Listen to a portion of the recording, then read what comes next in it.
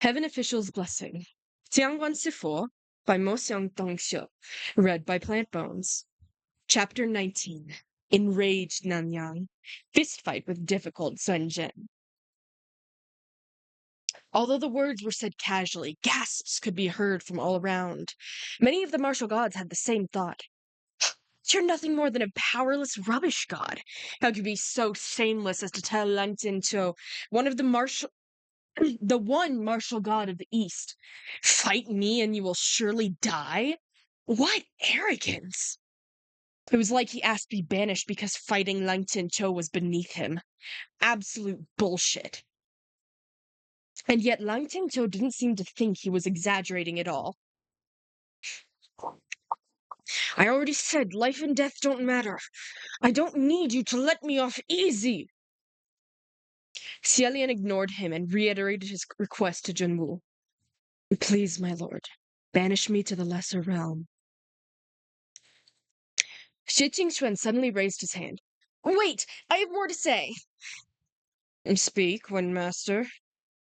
Everyone here seems to think His Highness Xianle assumed the name Fang Xin and spilled the blood of Yong'an royalty for revenge. But if it was revenge, then why did he let the Crown Prince of Yong'an, His Highness Taihua, go? Logically, if someone carrying out an act of vengeance would want to cut down the Crown Prince most of all. Am I wrong? It wasn't that no one had thought of this detail, but no one had thought it necessary to voice it. Now that Windmaster had taken the lead in doing so, some nodded their heads in agreement. Shi Qingxuan continued. His Highness and I haven't known each other for long, but I did see with my own eyes him fighting head-on against the scimitar Eming to protect His Highness Taihua, Tianqiu. If he felt hatred for the Yong'an monarchy, why would he be willing to risk his life and body to defend against the blade? Defend you against the blade? When Feng Xin and Mu Qing heard that Xielian had faced Eming head-on, they both stared at him. There was a hushed grumbling of, maybe he just felt guilty? But Shi Qingxuan immediately raised his voice to drown out the whispers. That was the weapon of misfortune, you know, the cursed blade itself. So I think this whole business is highly suspect. I'm so envious that His Highness gained Lord Windmaster's protection and is being defended so earnestly, Pei Ming said. Too bad our little Pei wasn't so fortunate. General Pei, don't muddy the waters, Shi Qingxuan said. Can we even compare little Pei's case to this? I saw him commit crimes with my own eyes and heard with my own ears when he admitted those crimes. How is that different than what's happening here? Pei Ming argued. His Highness Taihua saw Xielian commit crimes with his own eyes, and he heard him admit those crimes with his own ears. How is that any different? Shi Qingxuan grew furious and was about to argue back when Xielian seized him. Lord Windmaster, thank you. I'm in your debt, but there's no need. Shi Qingxuan hadn't thought of a good comeback for Pei Ming yet, so he only pointed at him, unable to get any further words out. Finally, Junwu spoke, his tone tranquil. Everyone, please calm yourselves. His voice wasn't particularly loud, very serene actually, yet everyone within the Palace of Divine Might heard his words clearly, and they all moved back to their designated positions. Once the hall had settled down, Junwu spoke again. Taihua, your actions have always been impulsive. When situations arise, one must be rash. Listen with a cool head, assess, and then evaluate once you know the whole story. Lang Chenzhou lowered his head and heeded the lesson. Junwu continued. Xianle refuses to give us that full story, so his request for banishment is denied. He will be detained at the palace of Xianle, and I will personally interrogate him. The two of you shall not meet until I do so. It was a conclusion that no one had expected. Junwu had actually shielded Xielian, laughing stock of the three realms, who had neither temples nor devotees nor merits. Lang Zhenzhou was the martial god who ruled the East. If he was unhappy with the verdict, what losing business this would be. Even so, Junwu chose to shield Xielian. Didn't that mean that he was still very much in the emperor's favor? Many of the officials now saw which way the wind was blowing, and decided that going forward they wouldn't publicly say the words laughingstock of the three realms. Shi Qingxuan let out a sigh of relief and loudly praised Junwu for his wisdom. Lang Tianqiu, on the other hand, only stared intently at Xia Lian. Whatever my lord wishes to learn from his questioning, he's free to try. But whatever the conclusion, I will still duel him. With that, Lang Tianqiu bowed to Junwu, then turned and left the hall. At the wave of Junwu's hand, a pair of martial officials came forward to escort Xia Lian away. As they passed Shi Qingxuan, Xia Lian spoke quietly to him. Lord Windmaster, thanks for everything. But if you really do want to help me, don't say any more on my behalf. Instead, can I ask you to do two things for me? Shi Qingxuan was still feeling guilty about fanning the fire that burned down Paradise Manor, and he wished dearly that Xia Lian would ask him for 100 things. Whatever you need. The boy I brought up here with me is in a side palace. Please take care of him. A trivial matter. And what's the second thing? Shi Qingxuan said. If General Pei decides he wants to make things difficult for Bai Yue in the future, please help her out. Of course, Shi Qingxuan replied. I won't let Pei Ming get his way. Where is she? I've hidden her in a small pickle jar in my Puzi shrine. If you can, please If you can, please air her out on occasion, Xia Lian said. After allowing Xia Lian to thank the Windmaster, the two heavenly officials brought him to the palace of Xianle. Please, your highness, they said courteously, and they excused themselves. Xia Lian bowed his head. Thanks for the trouble. Stepping through the front gates, Xia Lian closed the doors behind him. Looking around, it was all as he expected, all as he remembered. The palace's appearance and all its rooms and faculties were exactly the same as his previous palace of Xianle. The last time he passed by, he didn't enter. He would never have guessed that the first time setting foot in here would be due to a house arrest. Not the best sign. But after so much excitement over the past few days, Xia Lian felt drained. He passed out immediately.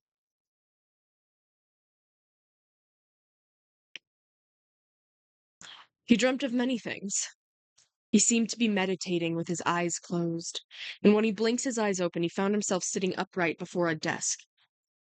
His black robes flowed on the floor in layers around him, and his face there was a cold, heavy, and on his face there was a cold, heavy mask. When he looked down, the sight before him was a young boy sprawled over the desk. The boy appeared to be 14 or 15 years of age, and was dressed sumptuously. His form strummed with life, but he was fast asleep all the same. He shook his head and walked over. Bending slightly, he knocked on the desk with his knuckles. Your Highness? Maybe it was because of the cold mask, but even his voice was cool. The boy woke up with a start. When he looked up and saw him, he jolted and sat upright immediately in horror. State Preceptor! He said. You fell asleep again. Transcribe the Dao Di Jing 10 times as punishment. The Crown Prince cried out in dismay. Shifu, please, no. Why don't you have me run 10 laps around the palace as punishment instead? Transcribe it 20 times. Do it now, and write it nicely. The Crown Prince seemed to fear him, and sat up properly to stop hurt copying. Xia Lian then sat back in his original position and continued to meditate. In truth, everyone in the palace was a little scared of him. But this estrangement, this aura of untouchable and oppressive power, was one that he cultivated intentionally. Perhaps it was due to this crown prince's young age, but he could never hold any such fear for long. Shortly after he started transcribing the scripture, he called out, Shifu! He opened his eyes. What is it? I learned all the sword techniques you taught me last time. Isn't it time for a new technique? The Crown Prince said. All right, what do you want to learn? he asked. I want to learn the technique you used to save me, the Crown Prince exclaimed. He contemplated for a brief moment and then said, That move. No. Why not? The Crown Prince asked. That technique is impractical. At least it's not suitable for you, he explained. The Crown Prince was confused. But isn't it useful? Using one sword to dissolve the power of two swords. You saved me with that technique. It was normal for the Crown Prince to not understand. He said, Your Royal Highness, let me ask you a question. Go ahead. There were once two people, eyes bloodshot with hunger. They started fighting, each hoping to rob the other of their food. In time, in came a third person, and he wanted to stop the fight. Do you think words would be effective in this situation? I don't think so. Talking would be useless. They only want food, right? Correct. Because the root of the problem hasn't been solved. No one will listen to your grand explanations. Thus, the only way this third person can stop the fight is to provide what they want, to give them the food from his own purse. The Crown Prince seemed to understand, but also seemed not to. The reasoning now is the same. You must understand that the moment a sword is unsheathed, someone will be hurt. When force is released, something must receive it. Thus, it is wrong to say I dissolve the force. Oh. Thus, it is wrong to say I dissolve the force of two swords. Nothing was dissolved. I absorbed their attacks. To stop an attack by hurting oneself is a foolish technique, and only to be used when there are no other alternatives. As a noble crown prince, you've no use for something like that.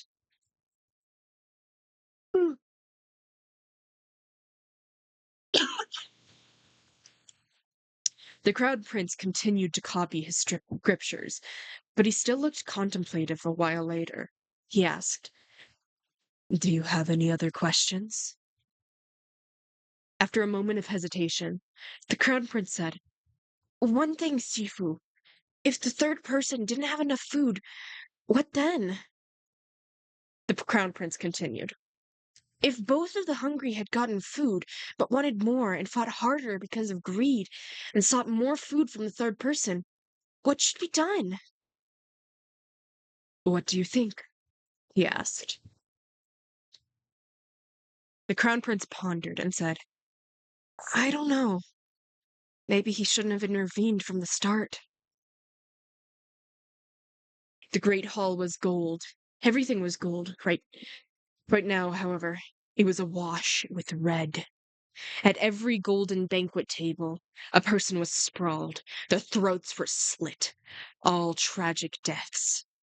The hand that gripped the sword wouldn't stop shaking. The stately king was covered in blood. His eyes were red, filled with pain and hate. By his feet was the dead body of the queen. With sword in hand, he took one step after another and made his way over. When the king looked up and saw him, he was supremely dumbfounded. State Preceptor, you... The sword struck with cold, cruel force.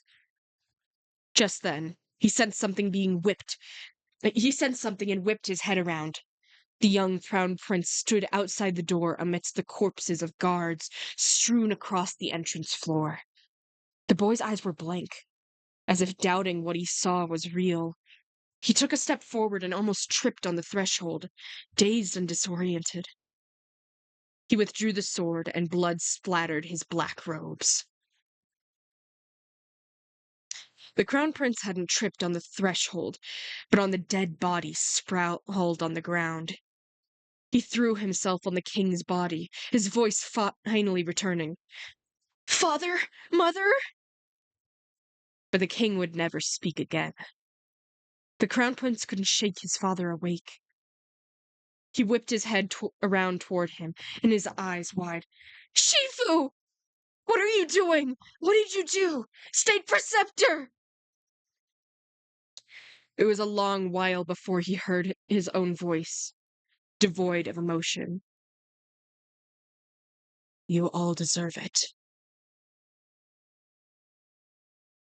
Cielian slept fitfully and rolled awake with a start. He blearily rubbed his eyes and discovered that he hadn't actually slept for that long, and moreover, he didn't even dream of anything nice. To the latter point, it was a good thing that something had jabbed him in the chest and awoken him. He sat in silence for a while, and felt around his clothes and found something.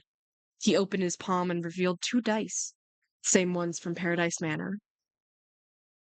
A sea of red floated in his mind's eye. The scene was blurry, but that crimson figure was supremely distinct, gazing intently at him, unmoving. Cielian sighed. I wonder how much of Sanlang's I wonder how much is left of Sanlang's Paradise Manor. If I get banished again, who knows how much junk I'd have to sell or how long it'd take to pay him back. Decades? Centuries? If anything, I'll pay him the rest of my life.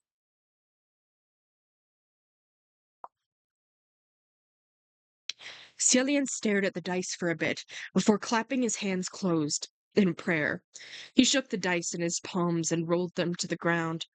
The dice rattled and rolled before coming to a stop. As expected, all the luck he had borrowed from Huatang was used up. He was hoping to roll another 2 6s, but it came up snake eyes.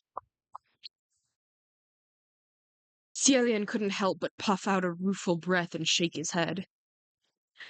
Suddenly he heard footsteps coming from behind. He stiffened and packed away both his smile and the dice. The footsteps didn't sound like those of Junwu. Junwu's footfalls were steady and composed, quite unhurried.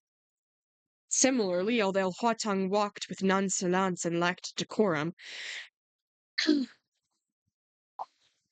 often lazily and languidly, his air of confidence and surety was identical to Junwu's. These steps, in contrast, could be called a little floaty. Cielian turned his head and was taken aback. It's you. The person who had arrived was clad in black, his face fair and lips thin. His expression was indifferent, appearing incomparably aloof. Although a martial god, he looked more like a civil god. Who else could it be but Mu Xing? He saw Cielian's startled expression and raised his brows. Who did you think I was? Feng Xin? Without waiting for a response, he lifted his black robes and crossed the threshold of the door. Well, Feng Xin probably won't come. What are you doing here? Cielian asked. The Emperor detained you and barred His Highness Tai Hua from coming here, but he didn't say I couldn't come, Mu Xing said. He didn't bother answering Cielian's question. Fine. Cielian wasn't actually curious anyway, so he didn't question him further. Mu Xing looked around the brand new palace of Xianle until his eyes finally ended up on Cielian. After looking him up and down, he suddenly tossed something at him. A blue blur glinted in the air, and Cielian caught it with his left hand, and when he opened his palm, he saw a small blue porcelain bottle. It was a bottle of medicine. Mu Xing said apathetically, It's pretty unsightly, dragging around that bloodied arm. Cielian held the bottle but didn't move. He watched Mu Xing instead, a calculating expression on his face. Since his third ascension, there could only be one phrase to describe the way Mu Xing treated him. Passive-aggressive. It always felt like he was waiting for Cielian to get booted for the third time so he could make snide remarks. Yet now that Cielian might actually get booted that third time, he suddenly became pleasant. He even specially came to deliver medication. His complete reversal in attitude made Cielian feel quite disconnected. Seeing that Cielian wasn't moving, Mu Xing gave a faint smile. Use it if you want. Either way, no one else is coming to deliver you anything. It wasn't an insincere smile. It was obvious that he was genuinely in an excited mood at the moment. Although Cielian didn't feel any pain in his right arm, there was also no reason to just leave the injuries be. That pat from Junwu was quick, emergency fix. But it would be better to heal it with medication. Thus he opened the small blue bottle and poured the contents onto his arm without any particular care. What came out of the bottle was neither powder nor pill, but instead a faint blue smoke. The smoke circulated languidly, wrapping around his arm. It sent cool and refreshing. It was certainly a high-grade healing item. Muqing suddenly asked, "Was everything Lang Tinto said true? Did you really kill those young and royals?" Cielian looked up and met his gaze. Even if Mutzing had been forcibly hiding it, Cielian still detected a trace of uncontrollable excitement in his eyes. He seemed highly interested in the details of Cielian's massacre at the Gilded Banquet. He followed with another question. "How did you kill them?" Just then another set of heavy footfalls came from behind. The two turned their heads in unison to see that the new visitor was Feng Xin. The moment he entered, he noticed Mutzing in the hall, who was even smiling as he stood next to a crouching Xielian. Feng Xin frowned with alarm. "What are you doing here?" Xielian waved the little bottle in his hand. Mutzing schooled his expression. He had just said Feng Xin wouldn't be coming, and then Feng Xin arrived the next second. Not funny at all. "It's not like this is your palace. You think you can you think you can come, but I can't?" Mutzing rebooted. Feng Xing ignored him and turned to Celian. He hadn't yet opened his mouth when Celian spoke up. "If the two of you came to ask the same question, then I will give you the same answer. There's no reason to disbelieve it. Every word I said at the Palace of Divine Might today was true." Feng Xing paled. Muching loathed that expression of his the most, and said in annoyance, "All right, put that face away. After everything, who are you looking so pained for?" Feng Xin shot him a death glare. "Not for you! Get out of here!" "And who are you to tell me to get out?" Muqing countered.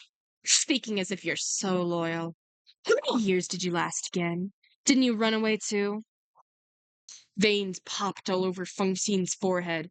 Xielian could sense this exchange was going in the wrong direction and raised his hand. "Hold it, hold it." As if Mushing were the type to hold it back, he sneered. "Everyone says you left because you couldn't stand to see your former master fall from grace. What a pretty excuse. At the end of the day, you just didn't want to waste the rest of your days following a broken man." Feng Xin swung his fist. "Fuck do you know?" "Damn!" Feng Xin's fist landed squarely on Mutzing's face. Mutzing was fine of features, a standard pretty boy. And upon impacting with Feng Xin's mighty punch, it was like a persimmon had been smashed on his face, bloody and miserable. Yet he stood his ground, and without so much of a whine, he threw a punch right back. When the two ascended, they both gained their own spiritual weapons, and yet when anger took over their senses, the best tools to release their rage were still their fists and feet. When Feng Xin and Muxing fought 800 years ago, their martial capabilities were at the same level, and after 800 years there was still no difference. Every thrown punch landed. The fist fight was messy and wild. Each of them held their own. Feng Xin cried angrily. "Don't think I don't know your nasty thoughts. More crimes he commits, the happier you become." Muching spat. "I knew you always looked down on me. What a joke. Do you see yourself? What right do you have to look down on me? You're the pot calling the kettle black." Lang Tinzhou and Xialian hadn't even had a chance to start their duel, and Feng Xin and Muting were already brawling. Their grudges had been building for a long time. The fight was uncontrolled and riotous, each cursing at the other without hearing what was cursed back, and they certainly had no mind to hear anything Xialian had to say. Xialian still remembered back when the three of them were younger. Muqing had been soft-spoken and well-mannered. If Feng Xin hit anyone, it was only under Xialian's orders, and he'd stop when Xialian said stop. That was no longer true. Dragging his injured arm, Xialian rushed toward the door, hoping to call for help from any nearby officials. But before even putting a single step outside the main hall, there was an enormously loud bang! that exploded from the front door. Fengxin and Muxing were shocked into stillness by the booming noise, their eyes alert, looking to where the sound came from. The front doors to the palace of Xianle had been kicked open. Beyond the door wasn't an expansive grand avenue of divine might of the heavenly court, but rather a dead blackness. And from within that blackness, innumerable, chilling, silver butterflies rushed out toward him.